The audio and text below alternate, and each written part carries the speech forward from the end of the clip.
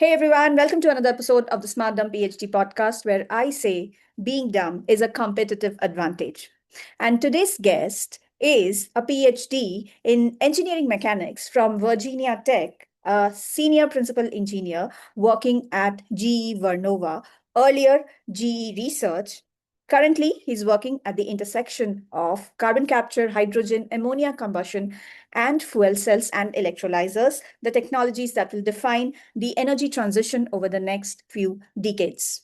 So, with that, Dr. Anindo, a very warm welcome to the Smartdom PhD podcast. I want to mention at this point that Dr. Anindo was the person who was instrumental in my first career transition because he introduced me to an opportunity that I wouldn't have been able to grab if not it was for him. Now, why is this conversation important? Because Dr. Anindo brings with himself three perspectives. The number one is he has lived the PhD life, and so he's aware what happens with the academic stuff.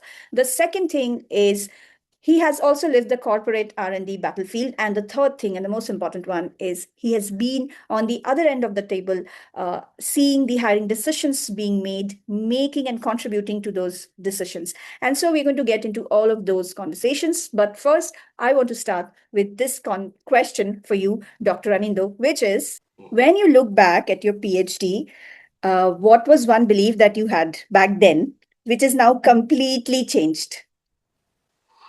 Uh, First of all, thanks for that nice introduction, and good to be talking to you after a long time through this podcast. So, thanks for bringing me in, and I would love to share my journey and my experience and what I look for new PhDs as they transition into the industrial research roles. So, looking forward to it. Uh, in terms of what I have seen, what has changed during my PhD and where I am now, when I started my PhD, I was committed to do academic research. So I thought if you're going to join industry after BTech, you do a campus, you get into the industry, and that's the way. But I chose the path of doing masters and PhDs, so I thought that I'm going into the research, and the best place to do research is academic research, being in the professor, postdoc, that career path and publication and so on. In the journey of that, I did one internship at Alstom for Okay. 6 months in Switzerland. That was kind of an eye opener. I saw people handling or modeling physics that I couldn't even imagine from the scale what I was working at the academic research. The scales are huge, the problems are complex, nothing is simplified, and so on. And it has an impact to the actual design of the actual gas turbine, as I was doing research on that.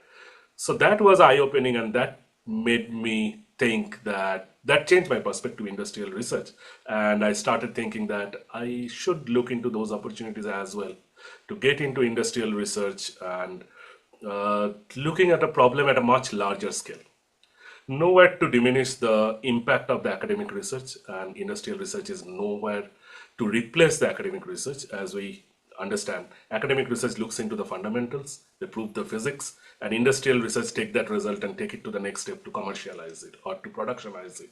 So these are two different worlds altogether, where your fundamentals become necessary to do the industrial research, but at the same time, the skills, the complexity is quite different than what you try to do in the academic. That is a huge shift in my mindset, and that prompted me to look for industrial opportunities. And thankfully, erstwhile G Global Research reached out to me, and it just happened. It clicked, and I landed up in Bangalore G Global Research Center, and now I'm part of the G Vernova Advanced Research Center as Yes. Yeah. I founded into Yeah. different companies. So I think you would say then that internship was your turning point. And yeah, and had it not happened, I'm just curious, would you have taken the normal route of academia, which is going the postdoc way and professor way? Probably so, because that exposure was necessary for me to transition. Haven't I had that exposure, probably I wouldn't even think about going into academic research, going into industrial research, and stick with the academic path. So I would say that was a life-changing experience, so to Yes. say. My Yes. journey shifted totally from what I started my PhD with the thought Hmm. process, and Hmm. where I landed. It Hmm. was quite Hmm. different. Okay. And we'll stick to your PhD for now, Anindo. I wanted to know two things. First is you did your PhD from Virginia Tech in USA. Mhm. And what do you think is the advantages of doing PhD outside India versus within India? Because this is a question that comes my way always. So do you think those advantages are valid in 2026 too? Because you did your PhD back in 2008. Right. Um, Advantage, I won't call it especially advantageous at this point. I'll call it different. Mm-hmm. Now, with the advent of internet and accessibility for any and the exposure to the international research, I think it's now level playing field for whether you are doing PhD in country or in US or any other reputed institution outside. That's which was not the case earlier. We didn't have that exposure. We didn't have the access to the international journals. We didn't have access to get things published easily to an international journal. It was difficult to collaborate with international faculties. That was different. That when I did PhD, or maybe things were changing at that time, but now it's pretty much, I would say, it's a level playing field. We everyone, where I look into the academics, everyone is collaborating with everyone, all the pioneers all over the world, and people are doing great work. So I won't say that doing PhD at in US is advantageous, but definitely it is different. The journey is different. I think in India, research is also transitioning. But if I look at what I have gone through during my PhD in Virginia Tech, the things that I feel is a little bit different is that the research journey is quite different. Where I was challenged by my advisor to go through the literature, read paper, and define your own problem, create the value story of that work, why that problem is important, why should we get into that problem and dig deep on that problem or not, which I think is a very different approach than when professors define the problem for you and set the charter for you. It doesn't make your life easier, but that's a very different outlook to a PhD research. Uh, what I always feel that after doing a PhD, a candidate should learn beyond the technical domain on which they have done PhD is problem solving. How do you define a problem independently? How do you look into the problem, what has been solved and what has not been solved? Find out where the gap is and how to address that gap. Those kind of learning I felt, and not just through my own journey, but my peers who has gone through the similar experience and done PhD in US, I see that there is a stark difference how we approach a problem versus when I look at the PhDs coming out of India and how they define the problem. Uh, so that I would say that a very big difference, and that's a huge learning for me, which helped me in my career immensely. I always owe my career journey actually to my PhD and masters and PhD I did with Professor Ishwar Puri, my advisor. I owe it to him always, and I actually told him when I met him after that that you taught us a lot in the way, and that shaped my career very honestly. And I try to look for those qualities when I look for new PhDs or fresh students coming out of academics and aspiring to join in industry. So that I feel is different. Now, it doesn't guarantee in all professor in US go push a student to go through the same journey. It Right. doesn't mean all professor in India doesn't push their student to go through that. So there is always a mix, but overall, I feel that that's one place it is different, and there are valid reasons why it is a little bit different in US than in India.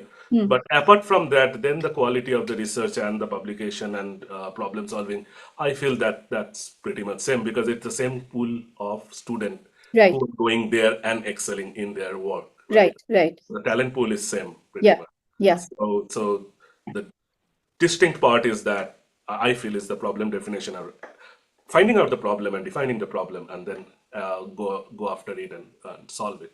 Yeah. Yeah. That's learning is I feel a little bit different than when I look at the PhDs in India. Right. I would agree to that, Anindo, because I realize just like you had this advisor who had not defined the problem for you, but had asked you to make sure you define it for yourself. I'm sure if you had trained PhDs like that, you would do that for the other PhDs too. So I also had mentors in India who had come from Oxford. The same happened to them. Their problem was not defined for them. So for me also, it was like you have to define your own problem. So that definitely changes the outlook. And then there was this GE advantage of previous experience. So on that note, I want to come back to one question you mentioned about that your advisor was really, really helpful and he guided you really well. In the present day, the work that I do with PhDs, they are being very badly treated, if I don't know if this is the right word I'm using, but their advisors are leaving them scarred in the sense that they are thinking that the PhDs are not good enough, or they are telling them that if you don't have enough papers, you're not doing enough work or you're not being productive enough. So, do you have any opinion in that regard? And do you also believe that because the journey you will have with your advisor is almost for 4 to 7 years, depending on how long your PhD goes for, it shapes you the way you think in future too? So your opinion on that, Anindya? Um, well, I cannot comment on how PhDs, what's the experience the PhDs go through in the Indian scenario. Hmm. I, I'm not in a position to comment on that. Mhm. But definitely, what I would say that the PhD is a lifetime experience, and it's a long journey. It's 6 years long journey, let's say 4 to 6 years, or even longer if you depending on the field you are working on. And it's a strenuous journey in a sense. It's very challenging. If I can give my example, at one day I felt whatever I was doing that doesn't have any value. My Yeah, professor always asked, "Why are you doing that? If it can be solved any other way, why are you solving your way?" yeah. And at one point, I kind of gave up and I picked up my phone and called professor that I want to meet you. Hmm. What happened? So I went to his room and then said that you asked me, I looked into all and dissected and trisected the problem, and I agree with you. I mean, the way I'm solving the problem, I don't see a game-changing pathway that would be very different from what traditional people does. And I was doing lattice Boltzmann modeling, which was very new at that time. Not many people are working. I don't see. You are asking why are you using this method? Is it advantageous over conventional? I don't have an answer. So I don't know. Should I stick to it or should I change? The comment that my advisor made is that everyone in their PhDs experience this moment where they feel what we are doing with this. Are we doing the right thing? And Hmm. everyone goes through that journey. Everyone goes through that frustration. Yeah, And you have to go through that and you have to come out on the other side yeah. where the light is. Hmm. So it's a strenuous journey. At times, it's a frustrating journey. It's a challenging pathway. So your advisor is very crucial Hmm. to get you through that journey for sure. Hmm. Hmm. As I was saying before, my advisor pretty much shaped my career. I owe my whole career post PhD to my advisor and other professor at Jadavpur who guided me, advised me. But those are the mentors that shaped me of professionally where I am today. So, yeah. So how professor treat and how professor guide the student, that is absolutely crucial how that journey is going to be and how that shapes the student and come out on the other side of the PhD at the end of it. Everyone has their own style how they want to guide their student. Everyone does it differently, and everyone has a different impact on their students. So I am not in a position to comment on what's the right way to guide your Yeah, student. yeah, But it has to be a mix of both. You have to encourage, you have to nurture, you have to guide, you have to handle. At the same time, you have to be tough as well. yeah, When I think about my professor, it was not like my professor was not tough on us. It yeah. was not like he was not scolding us, Hmm. but he has his way of teaching us. Right. His way of teaching is quite unique in a sense that he always used to say, I don't want my students to be spending time in lab after Friday evening. Awesome. Yeah. So Now he I get to hear you there are have to many. like Yeah, the his comment. many students I get to hear from is like they're working over the weekends too in the lab because they're, especially the postdocs, because their supervisor wants things out of them that if they don't do over the weekends, then it gets hectic. Like Right. Now, you this is cannot be not a US productive. culture per se. This Yeah, is my professor. yeah, So, what I'm trying to emphasize is that everyone is different and everyone has their right. own way of doing. Yeah. I am grateful the way Professor Puri handled us Mm. and taught us. So, and it's not, again, broad brush painting that that's how PhDs get done in US. No. Yeah. There are also people who goes through the grilling and goes through the weekends and everything. So, it's a different journey for everyone, and it shapes everyone differently. Hmm. For me, I was lucky. Professor always used to say, "You should have your life." Uh, Okay. Nothing Let but me let me then rephrase these questions. What do you think are some top three traits of a good supervisor or a mentor? uh, I would say the first thing, as I was saying before, the supervisor should challenge the student in problem solving skill. Hmm. I believe in PhD, technical part is important, Hmm. but more important is learning the problem solving skill. Hmm. How to approach a problem. I Hmm. was talking to Professor Puri and I was asking, we are having a discussion, Hmm. and he was saying that what you learn from PhD is Hmm. not lattice Boltzmann modeling. Hmm. To become expert of that, for Hmm. sure, Hmm. but what you learn from PhD is how to solve a problem. Right. That's what I tried to teach you. Yeah. So when I look at top two or three things that I would like the students to have, Hmm. or his advisor should transfer that knowledge or that experience, is one is Hmm. definitely train them in problem solving, how Hmm. to approach a new problem and how to solve that. That's Hmm. one big learning. Hmm. One thing is definitely needed is hand holding and inspiring, Hmm. because as I was saying, PhD is a strenuous journey, it's a frustrating journey at point, and everyone goes through it. Hmm. You So there would be time where student needs that guidance, that support to come out of it. So Hmm. that's another thing I think is the most important thing that I would expect the advisors to do with their students, is that provide the support when they are at their lowest point. And Hmm. everyone goes through the lowest point in their PhD. Right. It's a long journey. Yeah. And third thing, if I can think of, they should be challenging their student to dig deep. Right. They Yeah. should not be solving the problem for themselves. Hmm. So if Hmm. it is a problem solving, so first part is problem defining. Hmm. And when you are analyzing, they should challenge the student to Hmm. go beyond what is obvious and what you would just see on the superficial level. Hmm. Go dig deep, go down and understand the physics. Hmm. Hmm. These are the three things I would say that that's most important thing that a student learn from a PhD, or a guide should invite Instill in their PhDs, in right? their Yeah. PhD. Yep. Okay. And, Yeah.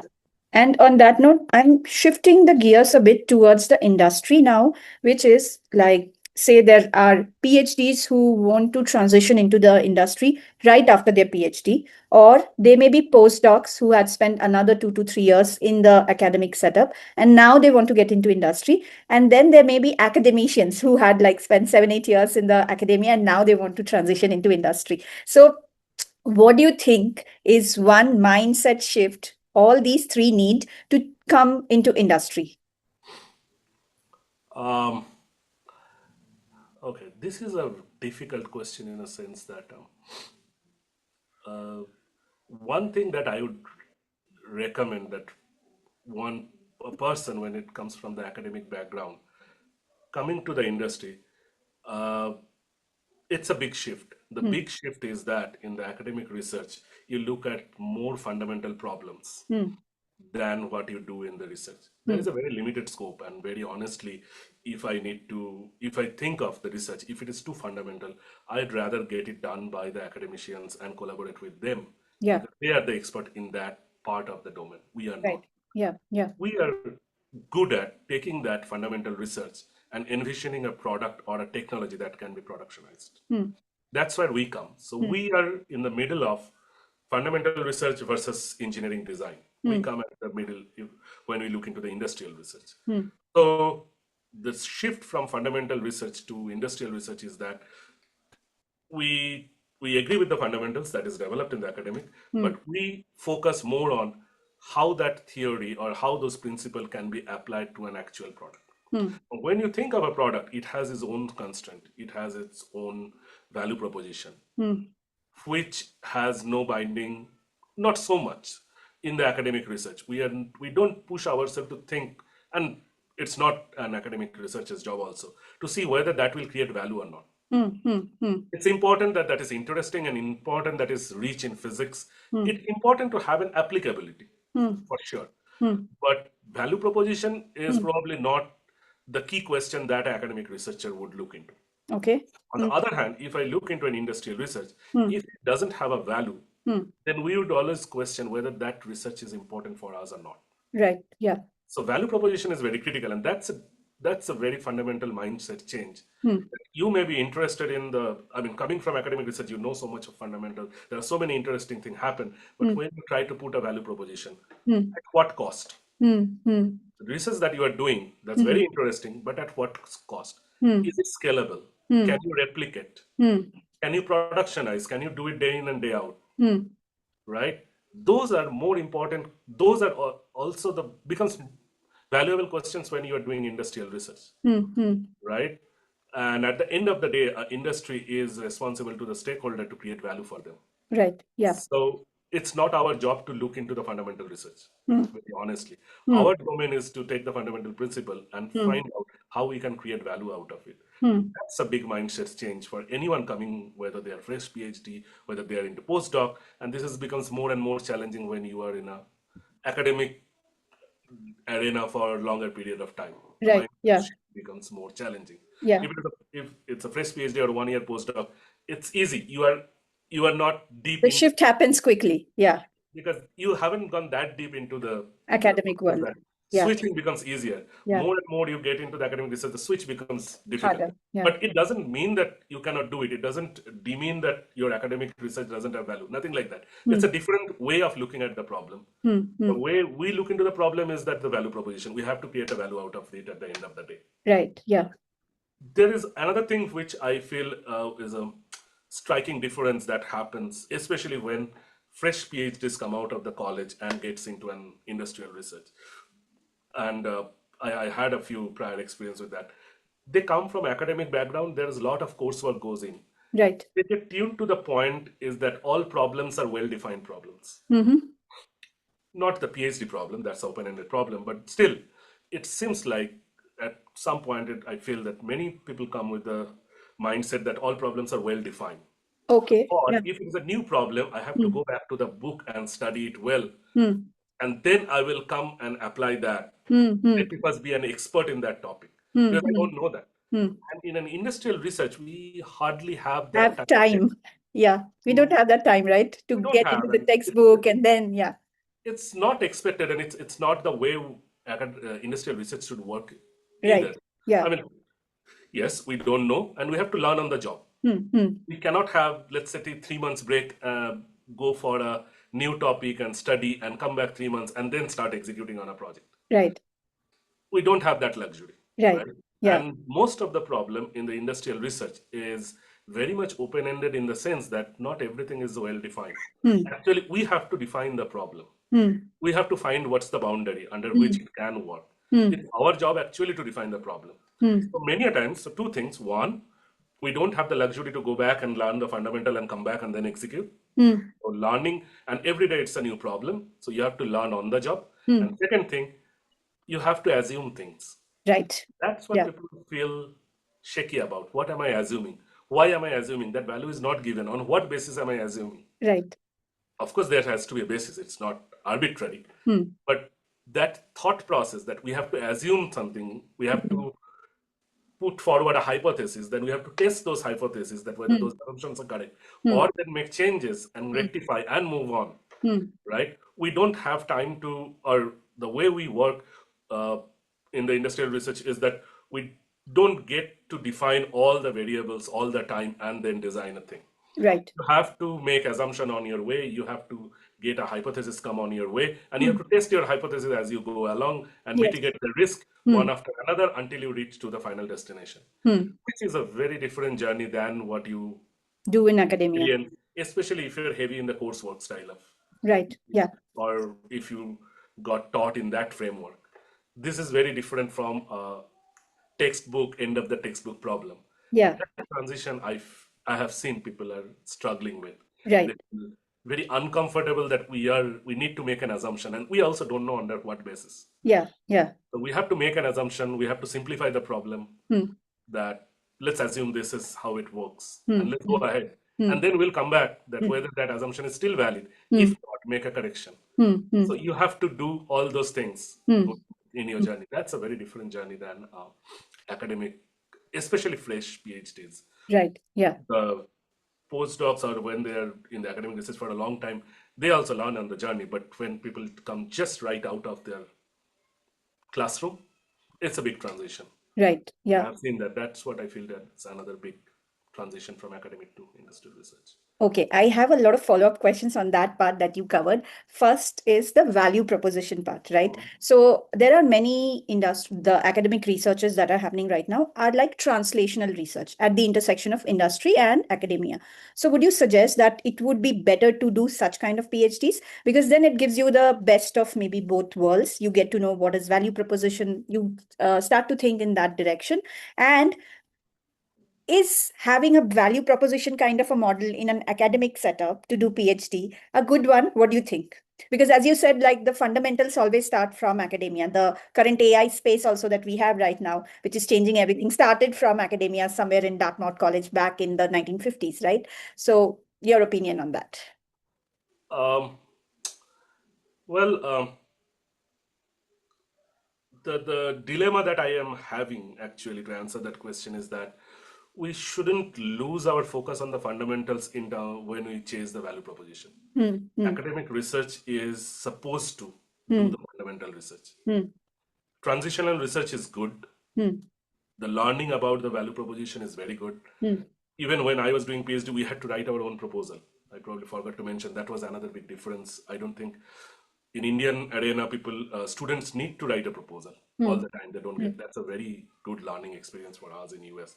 I think almost everyone, hmm, irrespective of who is the advisor, most of us gone through the cycle, even when they're PhD, is write a proposal. hmm. When we write a proposal, we have to put forward a value proposition. Right. There should be some value proposition in mind that why we are trying to do the research.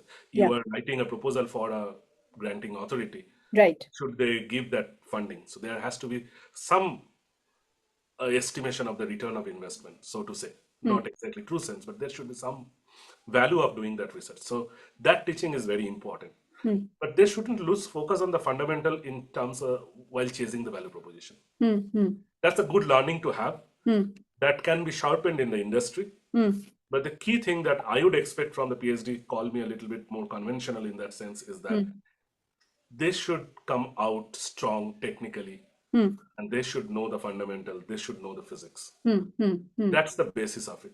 Right. Everything else can be taught. Hmm, What I'm asking the fresh PhDs to come with is an open mind to appreciate that that's important hmm, and let's learn that. hmm, Let's not feel uncomfortable hmm, when we are going learning that exercise, that how to create what is the value of that work, hmm, and in industrial sense, hmm, very different from when you put a value proposition for your proposal in the academic research, hmm, right? hmm, hmm. It's a very different sense. The question that you will encounter in the industrial research will be very different, and in the transitional research, I'm not so much of an expert, but I don't think even in the transitional research the value proposition that industry sees, Hmm. they will be discussing that openly with the academic group, even Right. their NDA, that Yes. what's their value in that game. Just for a moment, let me expand, Andy. It's non-disclosure agreement, right? Because Right, some of the audience might not be aware because of the industrial context. Yeah. right. So even with the NDA, we will be discussing more openly about the industrial problem, Hmm. but not necessarily the value that industry sees in that research, right? Right. So the Yeah. value proposition, even in the transitional research, Hmm. the value proposition part that industry goes through, that is very difficult to, I won't say impossible, but that's very difficult to learn in the academic scope. Hmm. But a sense of having a value of that work, why am I doing? Like I was saying in the beginning, I got frustrated that it doesn't have any value. It Hmm. doesn't give improvement over the existing conventional method. Hmm. That value proposition, my professor was pushing me to get out, do all sorts of calculation and figure out whether it's a valuable. Why should people do that research? Why should people care about that research in the first place? Hmm. That's very important learning. Hmm. That you must get in the academic research, and you should come with an open mind to learn about that in Hmm. industrial research and appreciate that that's where the application lies. That's where productionization happens Hmm. Hmm. in Hmm. the industry, Yeah. and that's the trick of that's something new you have to learn. Hmm. Hmm. Hmm. You should come with an open mind to learn about it Okay. and don't get carried away by the interesting fundamental physics of it. Yeah. That has their own place. Right. As much as we appreciate it, not all interesting fundamental physics is at that stage, which I can readily use and get a value out of it. That Right. requires maturation, Yeah. that requires a lot more research. So fundamental research is good. Yeah. They should appreciate, they should have come with open mind to appreciate where industries focus and why industries focus that way, right? That's what I would expect that. And transitional research helps them for sure. Okay. Not on Okay. the value proposition, but why, how industry thinks, why the Right. industry put, how industry put a boundary to a problem, why Yeah. they are looking into a particular problem. Yeah. That learning is very interesting, but don't lose focus on the fundamentals. That's what academic research is meant for. If no Okay. one is looking into the fundamentals, then we will create a void. I Right. don't want that, Right. right? So And that's yeah, so I want to come back to one more thing, which was around assumptions. You mhm. said in industry we move with assumptions. I also, while working as a scientist at GE, we had all of these assumptions to move forward because we need to catch up with the pace, we need to deliver fast, right? Now, while we make assumptions, I think we are also provided with a team which is safe, which allows you to fail, right? Now, in an academic setup, that might not be possible always because one of the prime focus in an academic setup is you should have a publication. That's what everyone is pushed for. The output is publication. So somehow the focus shifts, okay, publication versus problem solving. The thinking pattern changes, right? So I believe that's one of the reasons that in academia, you cannot move with assumptions because first, you're not having that safe space to also agree that you can make mistakes. Like in companies like GE, we are allowed to fail safe, fail fast, and also given that space to agree that, hey, there was a mistake. Now we need to do this. Your thoughts on the same, Anindya? um, my experience is a little bit different in a sense that at least I was not uh, pushed by my professor to not to make a mistake. Mm-hmm. I have made lots of mistakes, and Okay. every day we used to have our meetings, and we said that last time when I did the calculation, I made this mistake. Now I have corrected, and we Yeah. learned, and the result looks very different. Now Yeah. it doesn't look that promising. We did experiment; it was giving good result, but I think there was a leakage which affected the temperature values and so on and so forth. And it's a learning. Mm-hmm. You can I don't believe you can do research without failing it. If you knew the success path, I don't think that's called research anymore.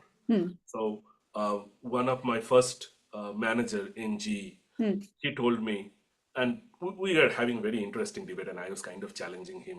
And Yeah. he said that, Anindya, if you know the end result, then what's the point of doing research? Right. If I, you don't know, then you are actually doing research. But if you know the answer, how to go there, mm, then that's not a research. Then mm, move on, look for the mm, next problem. mm. Same thing. If you are doing research, it's bound to happen that you will fail. Right. Research will not give good result every time. Yeah. Most of And the with time, all actually. the yeah, Yeah. and with most of the good intention, you will still make mistake. Yeah. Making mistake is not a crime. So Yeah. if that if that space is not available in academic research, then we should create that space. Mm, And again, I'm not a authority to comment on that because I've never gone through that journey in India, so I mm, don't know. But at least in my PhD journey, we are allowed to make mistakes. mm. We are not allowed to have a pattern of making mistakes. Yeah. We should learn from the mistake and improve. Maybe, yeah, improve and make a new mistake. You cannot repeat the same mistake, right? You cannot Yes. make the same mistake. That's a Yeah. pattern. Yeah. That Yeah. means you are not doing your job carefully and due diligently. Right. But you cannot make it a mistake proof. That's the learning process. And you are doing research where there is no benchmark, right? If someone has done something, you can validate and you can move on. But as soon as you get into your own space where people hasn't done research, Mm, there is nowhere to validate your result. There is no space to cross check mm, except you doing yourself. So mistakes are bound to happen and mm, you will mm, find it. So mm.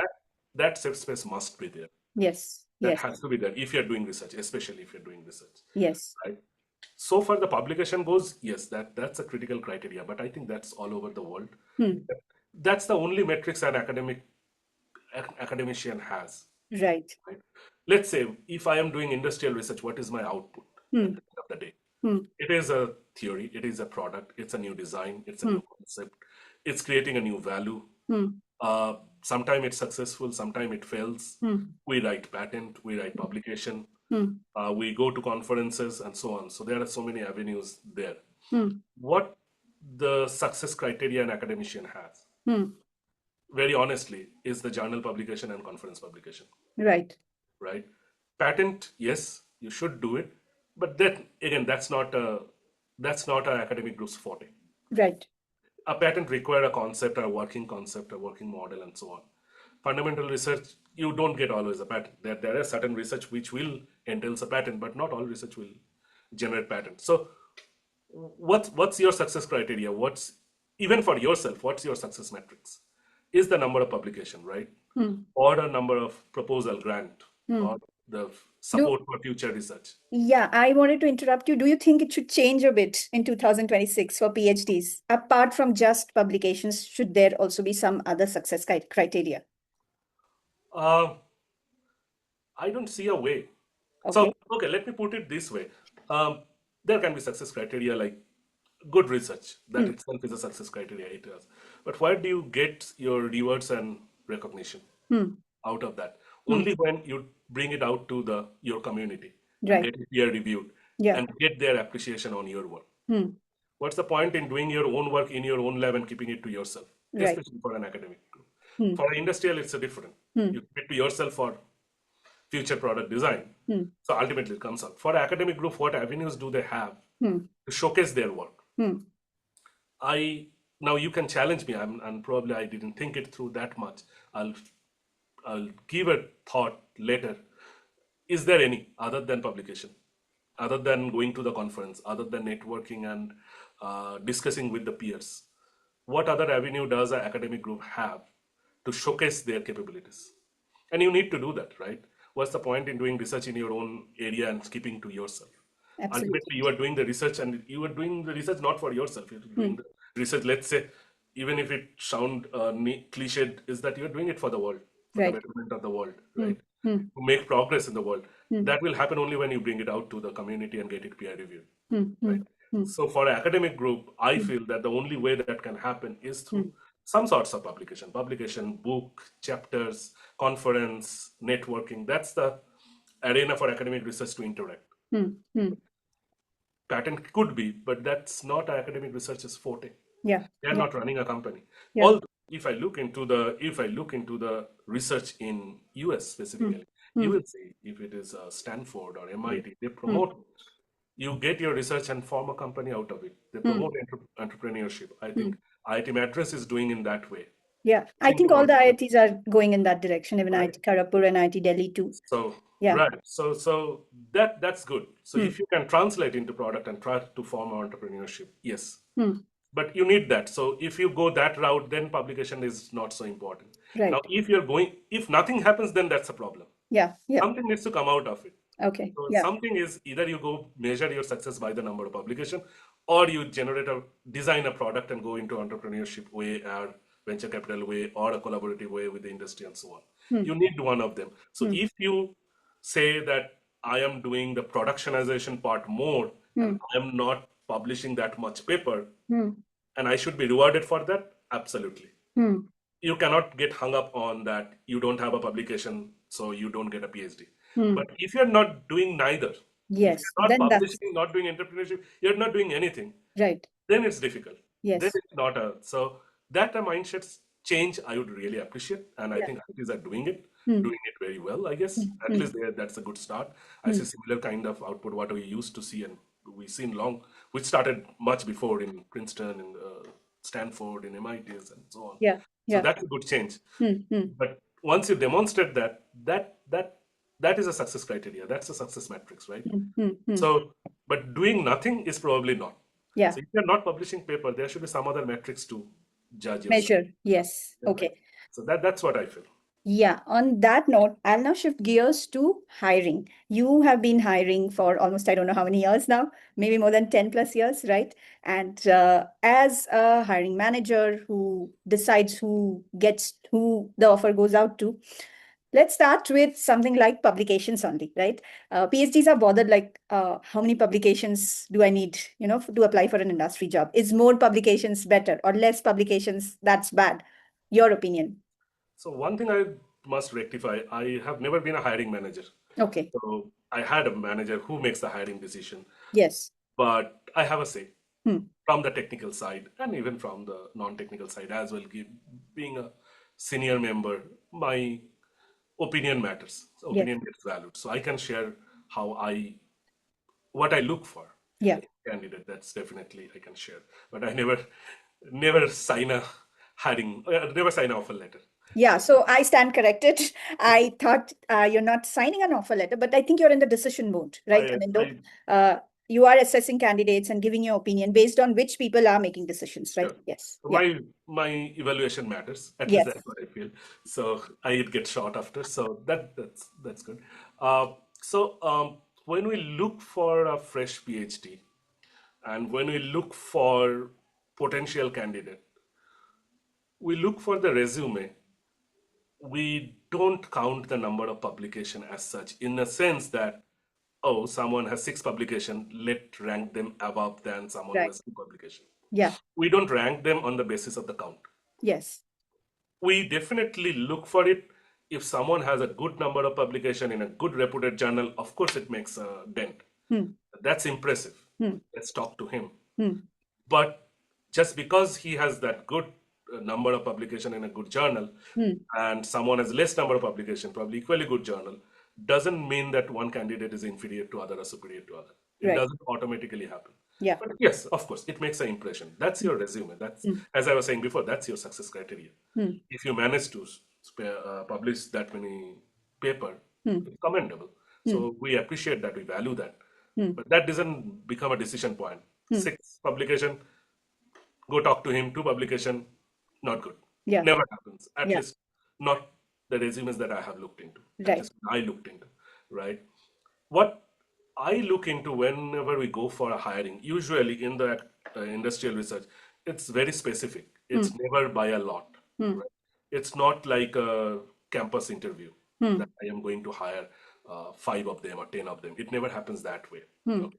Many a time we go that we would hire 2 of them for a particular addition engineer program that we run at our GE Vernova. But usually it's very handpicked, need basis for a Hmm. particular domain with Hmm. a particular expertise, Hmm. right? So it's a very very focused search Hmm. in that sense. What we look generally into a candidate is that uh, whether his technical domain matches with ours or not. Hmm. If we are looking for a heat transfer engineer, I will look for a good candidate who has done similar kind of work. Right. Don't be doing exactly what we are doing at the industry. So Hmm. it doesn't make sense to look for exact match. Hmm. If we are going to look for thermal management, I Hmm. look for a candidate who is working in the heat transfer area and might know about thermal management. Hmm. Hmm. We Hmm. try to do a domain match. Hmm. Okay. Next thing we try to look, what I usually go after is that problem definition. Usually we hire PhD plus, Hmm. or even if it is a master's, if they have a project, we try to look for what is his research area. Hmm. That tells us that whether that's a good match, Hmm. what this guy or girl is doing compared to what we are looking for. Hmm. So that's what we tend to focus on. Hmm. If someone has done great job in experimental, we definitely need someone in the analytical skill, a numerical modeling. Hmm. Probably that's not the best fit for that gentleman. Hmm. But having said that, we have interviewed still. If we see that they have done some fundamental work, they know a lot about the basics of it. We went and we have talked to them and asked them, you have done throughout your journey as an industrial experimental work. We are specifically looking for a modeling. How Hmm. much do you feel comfortable and how Hmm. much do you enjoy Hmm. doing that work? Hmm. So we asked for, so that also happened. But the Hmm. gist of all that thing is that we try to see whether he has that technical knowledge Hmm. or the domain knowledge Hmm. while we are looking for a candidate. Hmm. Okay. That's the most important things. And if that match is there, then we start talking to them to Right. figure out whether whatever. Now we go and talk to them over the phone to figure out whether that match is happening before we dig deep into the technical depth and other interview and subsequent steps and all. We try to just understand that whatever we see in the resume, how the candidate stands out with respect to that. And there is so many things that you can write and so many things you cannot explain in the Right. Yeah. so try to talk to them to figure out.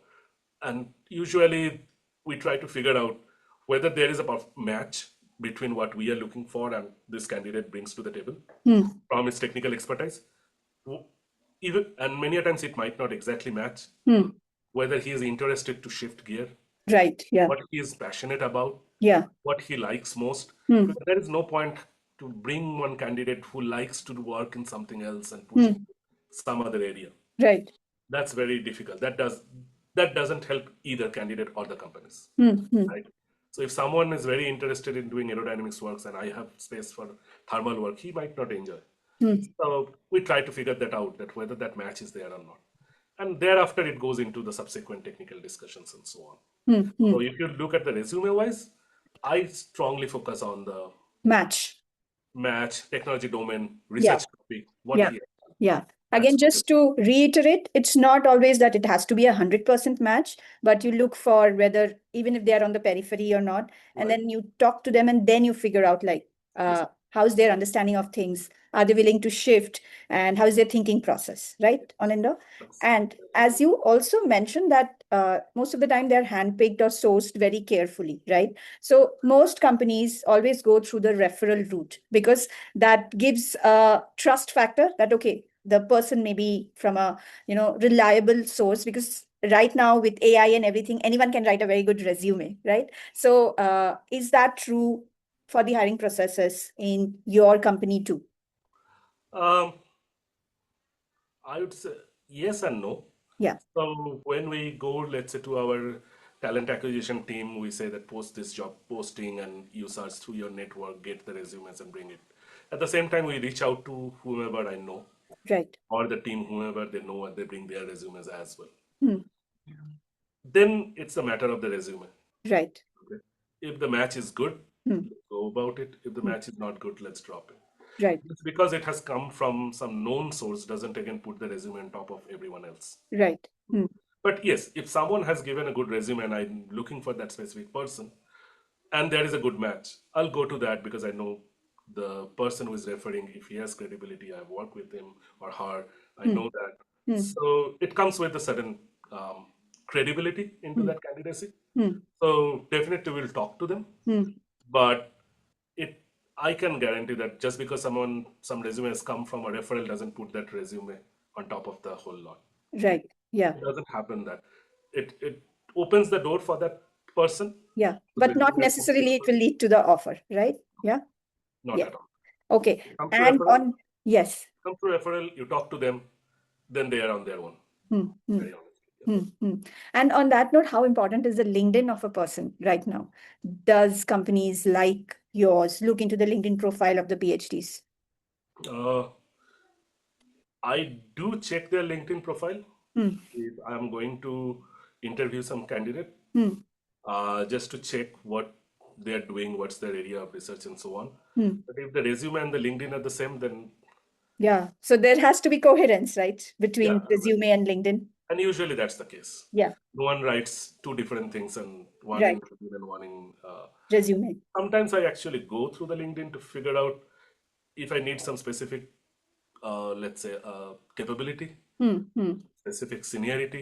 Hmm. Try to scan through LinkedIn if there is any candidate standing out. Hmm. Hmm. But I haven't been so successful in scanning through the LinkedIn. I Okay. don't have the bandwidth to do that, and I Yeah. usually leave it for the TA team to Right. do. Yeah. Yeah. So when I get involved, usually when the resume has come from some source, either through Right. our talent acquisition team or through our referral or through the manager Hmm. or personal reach out where we are doing collaboration with that professor, whatever may be the avenues, I and I also try to reach out to my network to get a candidate, Right. but blindly through LinkedIn, that has never been so Right. successful for me. It's a Yeah. lot of energy I need to spend, and very honestly, I don't have the bandwidth and I don't know how to do that Right. very efficiently. Yeah. If it is LinkedIn, I leave it for the TA team. Okay. And on that note, let me come to the interview, Anindo. Mhm. Now, with PhDs, with their training in academia, what is the one mistake they keep doing in interviews? What do you think?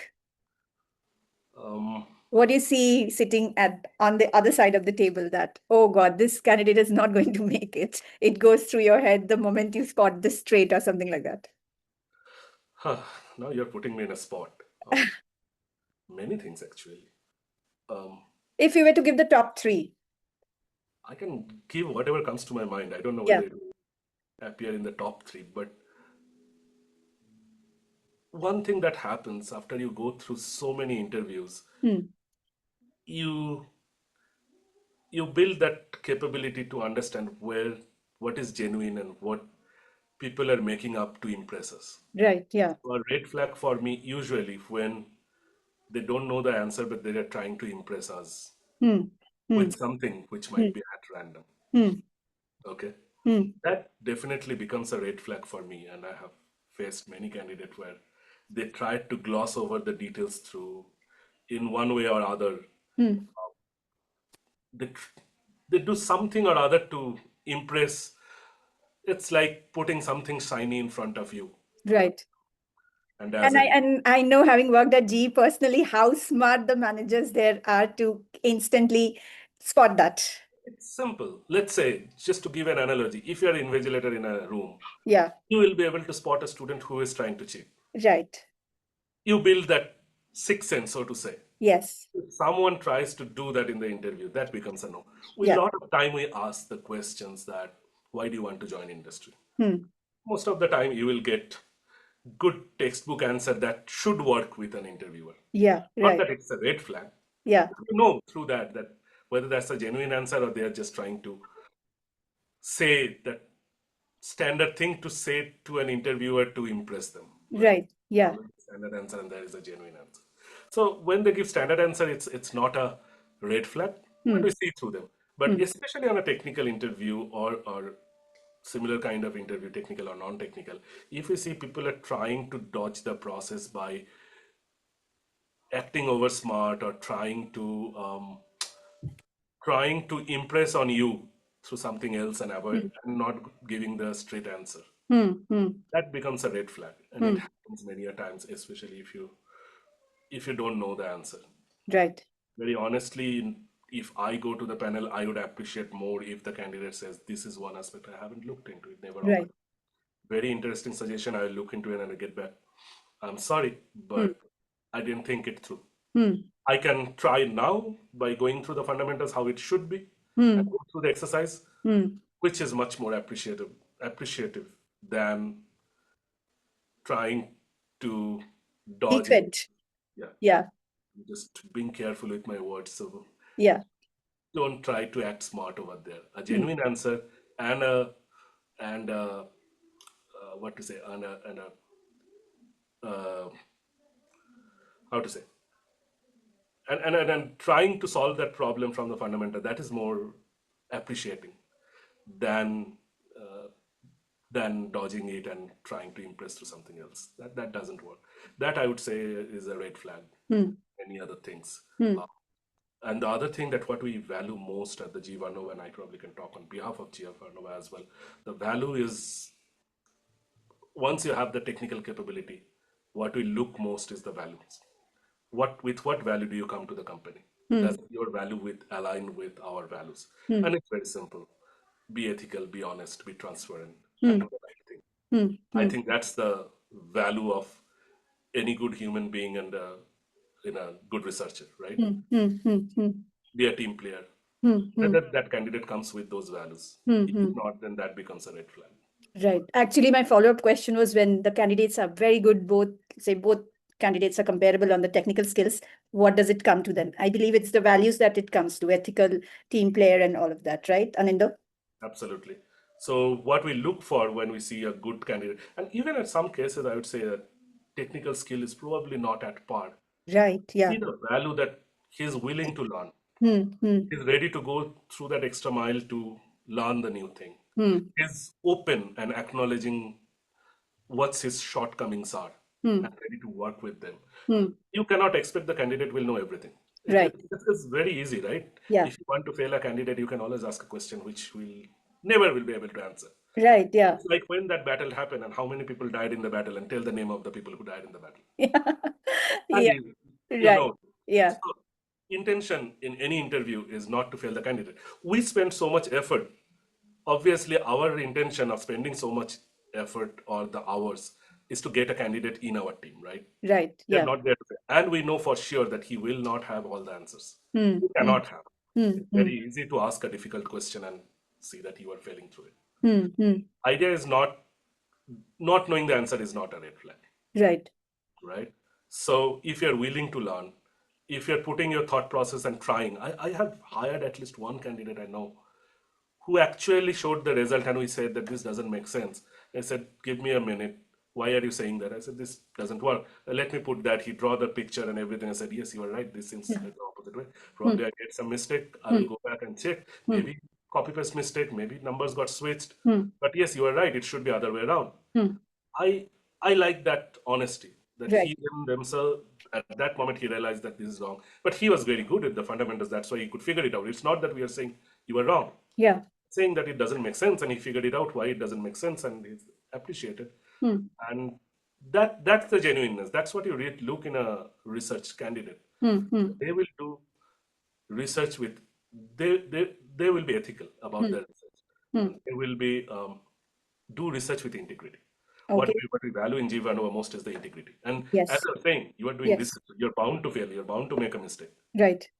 Your integrity that counts. Yeah. And I think GE Mistake will. Vernova, yeah, and the kind of work that you do, the boundary conditions, tolerances, if not taken care well, the risk you are putting your company into is much higher. A lot is at stake. So the integrity and honesty is definitely a part of that trait, right, Anindo? On that note, Anindo, we'll get into two more questions. And that is, first thing is about a PhD versus masters. Okay. So I'm sure you've been in GE where you're also working with people who just have a master's. And what do you think about coming from a master's versus coming from a PhD? Is there any competitive advantage now in 2026 if you're not doing a PhD and just doing a master's and joining the industry? Um, so that path is very clear for us at GE Vernova. Hmm. Our starting positions are PhD, fresh PhD or PhD plus experience. That's where our Okay. journey starts. Yeah. So we start as a research engineer. Hmm. So so that way we encourage PhD. We hire more PhD Hmm. at this point. And it at this point we have available candidate who has done PhD. Hmm. And as I was saying, the important part for our research is that to solve a problem, Hmm. find an open problem and to solve that. Hmm. So the learning in PhD becomes very valuable Hmm. in that process. So most of our work pool, if we look into, everyone is pretty much PhD plus, Hmm. right? Fresh PhD or PhD plus. That plus experience I'm not stressing so much on, Hmm. but PhD Hmm. onward they Hmm. are. Having said that, we also hire masters, but Hmm. we also hire them as an addition engineer development program. Okay. That Yeah. the program is to accelerate their career from masters to a research engineer where PhD joins. Hmm. But they go through an internal training program for 1.5 year to 2 years where they do coursework as well as rotation in different lab, doing research in different topics, and at the end probably one open-ended project working with a mentor. Hmm. So it's kind of accelerate their career from MTech to research engineer position. Hmm. So Hmm. join as an engineer, they join as an addition engineer, and then after successful completion of the course, they get inducted as a research engineer. Hmm. That's the only place where we hire masters in ARC, Hmm. in the research. Hmm. Cannot talk about the other segment of the business, but in the research segment, we hire mainly PhD or masters through addition, where they go through the training and accelerate to become the research engineer and start at par with any other fresh PhD. So Hmm. these are the Hmm. two avenues through which we hire uh, hire new students. Okay, okay. And on that note, now there's a lot of noise around AI, right, Anindo? And how has your work changed because of AI? And do you foresee AI taking your job in future sometime? How is it in that respect? And to add to that, what would you suggest the fresh PhDs or the PhDs who are pursuing PhD in mechanical engineering or anything related in that domain? What do you want them to do, which their institute might not be teaching them right now? Uh, there are two or three questions there, right? Personally, I'm very dumb in AI. So I hear the chatter, but I think I'm the backbencher here. I need to upgrade my AI understanding, so to say. Okay. If I lose my job, then I don't know whether I will get a job because I don't know AI. So I am in that disadvantage Okay. right now. So I wish I learn more. I spend a little bit more time to get educated in AI. Hmm. But yeah, that's personally where I am. But AI is a very powerful tool and it Hmm. helps us in our Hmm. research. Hmm. I see AI, especially in the industrial manufacturing industry. Hmm. I see AI complementing and accelerating our manufacturing, our hardware design, Hmm. our innovation, Hmm. so on, but not replacing the not replacing the human who were designing it. Hmm. Hmm. To give an example, when you design something, we design gas turbines, right? Hmm. Very complex equipment, Hmm. big hardware with thousands of parts that comes together which generate power at a high efficiency. Hmm. It's a very complex design. It has so many aspects to it, which needs to work in alignment, in perfection, so that you get ultimately what you get, the power out of it, and that certain efficiency and so on.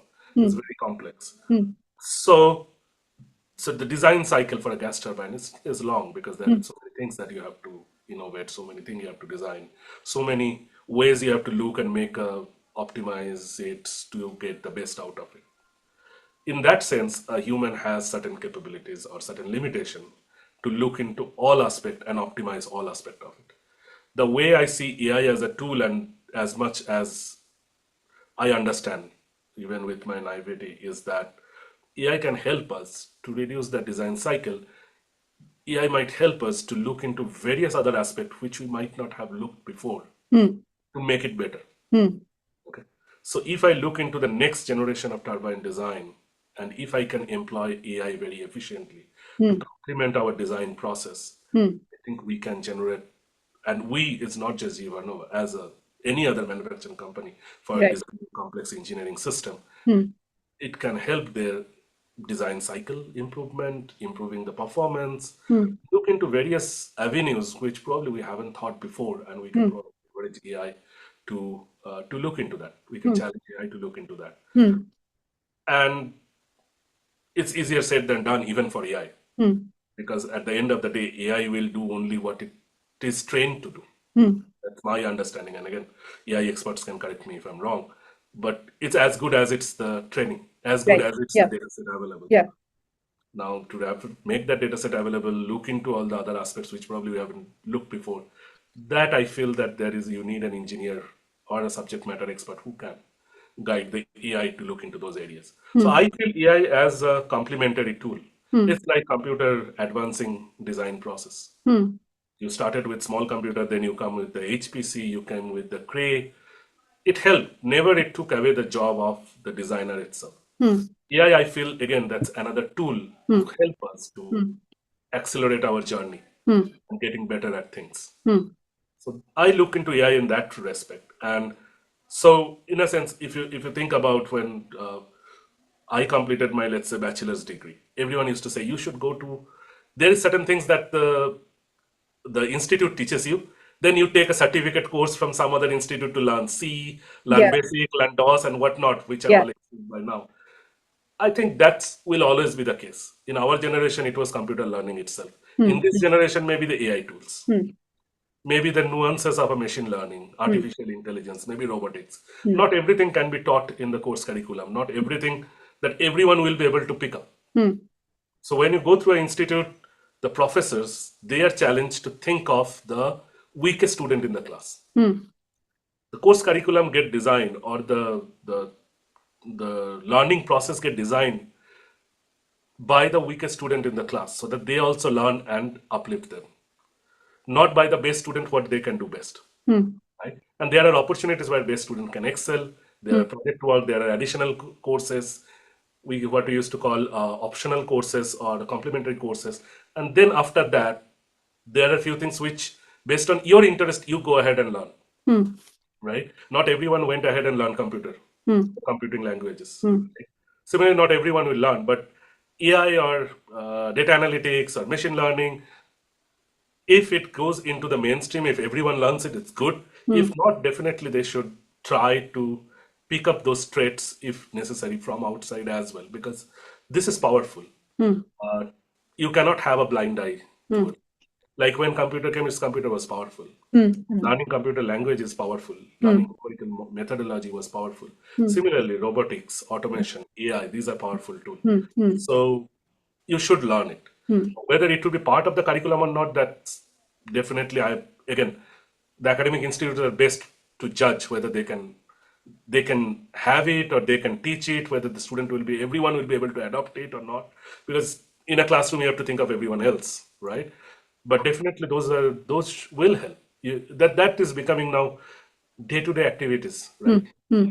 whatever you do, AI, you become a part of it. So Hmm. you Hmm. more you learn, it's better for you. Yeah. You should be, you should not be like me, who are ignorant to this space. You should know the Okay. details. That Okay. always helps because it's a Yeah. complementary tool and it's a powerful tools in Right. that. Yeah. Okay. Because you said you should not be like me. So on that note, my audience should know that it's been 18 years in G, right? 17 plus 8, about to be Yeah, 18. about to be 18. And in this 18 years, GE has gone through significant shifts, right? From a long, the Great Recession of 2009, when me and you both were in the center, to now becoming this GE Vernova.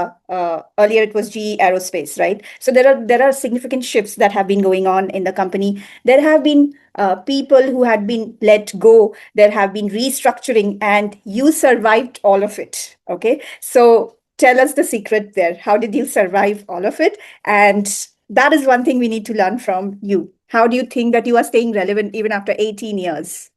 I think I was just lucky. Okay, Just at the right place at the right time. okay.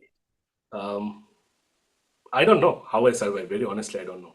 If you say that whether I brought value that helped me survive, uh, definitely.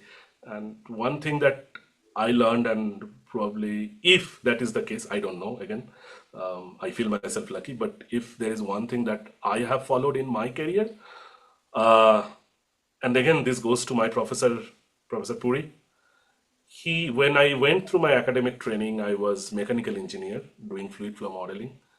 Then I did my master's in engineering mechanics in combust in little bit of chemistry and heat transfer. I did my internship in combustion, which was not, I knew the coursework, but which is not my forte, but I learned combustion that way. And then my PhD was again numerical modeling, but I was in engineering mechanics department where I had to take compulsory courses on solid mechanics and dynamics and whatnot, which is really far from my technical research journey. But what helped me, and I was apprehensive about it. Those shifts are big. Fluid mechanics guy learning about solid mechanics or continuum. You ask today's kids, these are major shift. Not everyone would be knowing all those things at the same breath. And I'm not expert in all of those, but I know the exposure. So I was very apprehensive, and I told my professor, why can't I join the mechanical engineering department? I can still do PhD with you. And he said, don't worry about it. Go through it. It's a good learning process. Try it out.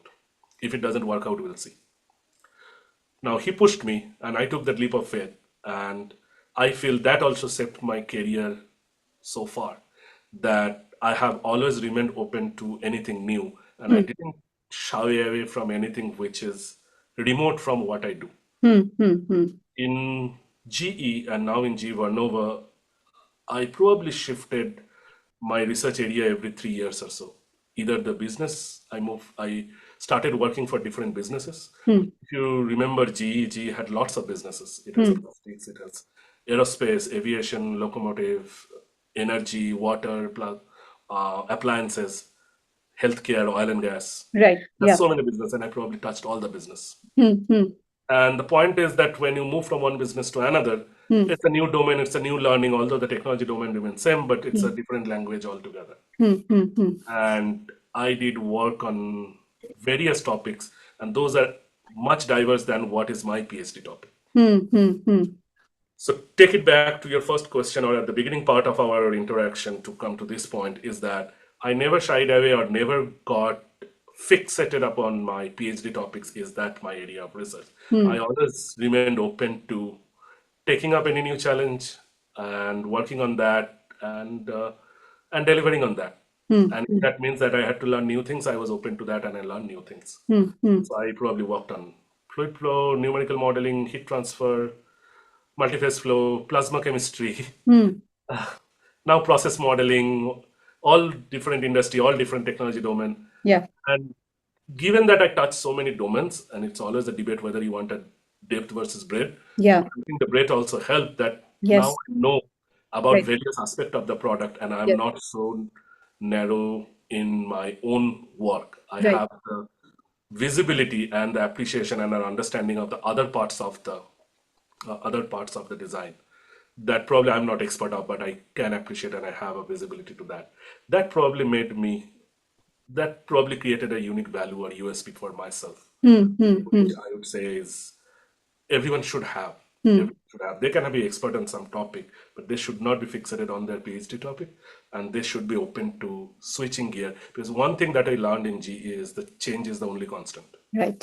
It is Exactly. bound to change, and if Yeah. you are in GE, so you also know. And if you look at the history of GE, we have changed every now. Evolving very fast. Yes. If you need to be, and now the world is actually evolving. Forget about GE. Everyone Right. is evolving. If you Yes. need to be relevant, you Hmm. have to change, Right. have to be relevant for that, and Hmm. have to, more than the change, you have to have that capability to adapt and get yourself upskilled or Hmm. Hmm. reskilled into that Hmm. new moment Hmm. Hmm. and contributing. Hmm. That probably will create value for you, which Yeah. might help you to build a 18 years long career, Yeah. single company, or you're just lucky. So it can go either way. But I think there are a lot of takeaways, and to sum this conversation, I want to highlight certain pointers.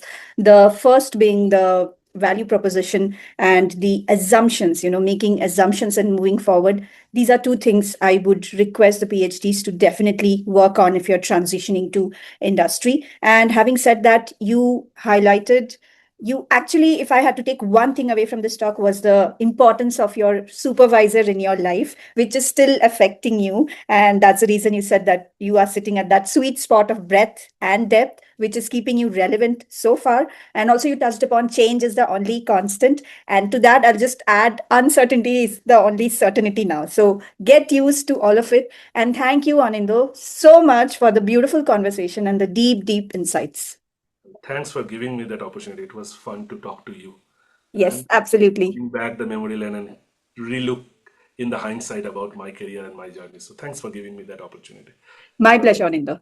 myself as well.